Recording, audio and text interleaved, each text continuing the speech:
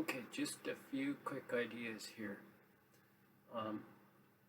Post-structuralism does not exist in my opinion, and yet it does in a strange way. This seems very paradoxical, or something to say the least. In the same way that postmodernism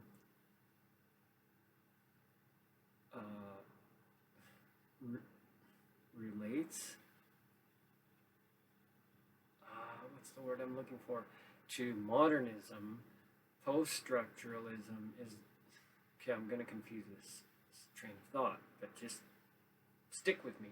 Post-structuralism is kind of seen in the same way as sort of being the antithesis of structuralism or what's going on. In a way, it's the same kind of dynamic, but in a way, it's not. Because postmodernism and modernity are two different things.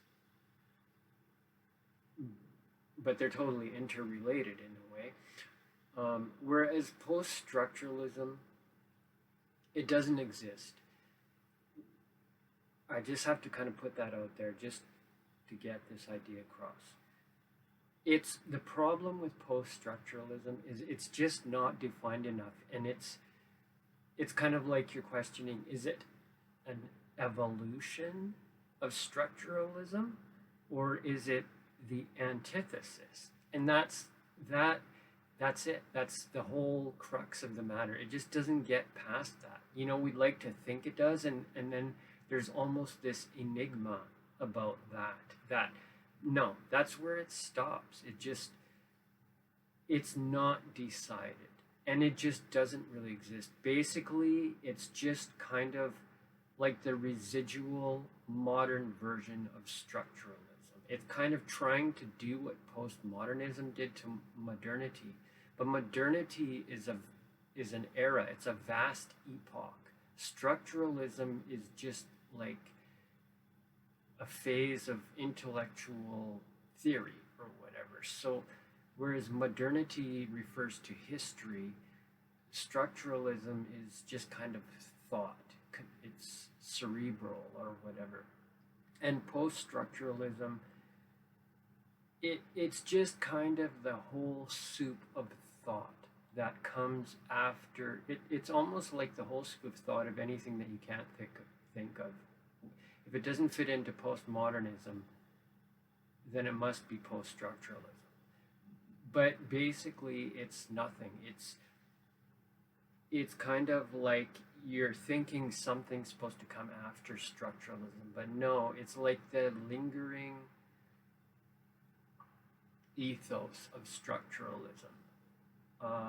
Okay, now, very important, deconstruction. Like, I haven't done all the research. I haven't read any Derrida, but it's like 30 years later, I got this figured out. It's like Derrida, he was just like, he was a showman, like Picasso. He's like the Picasso version of a philosopher. Picasso was not that deep. And yet, there's this enigma. It's like by being not so deep, he actually is very deep. And that's kind of the whole cyclical, paradoxical vortex that's going on here. And in a strange way, that's exactly the very thing that, not the very thing, see, it's paradoxical, so it's really confusing. The very thing that Derrida seemed to be pointing out is kind of what I just realized, the thing that he's sort of criminal of, but not really.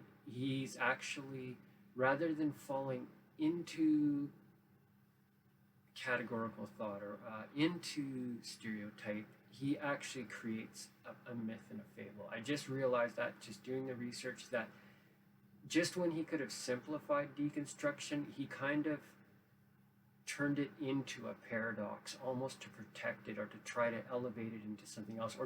Or maybe he was just really clever, and I think he was kind of a trickster. He just wanted